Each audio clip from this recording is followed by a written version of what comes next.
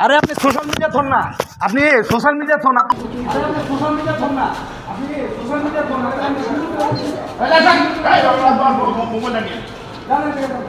আমি ভিডিও করে আপনাকে আচ্ছা পাঠাবো। ঠিক আছে। আপনি আইনগতভাবে কি করতে পারেন করেন। আচ্ছা ঠিক বানাইছে বলেন।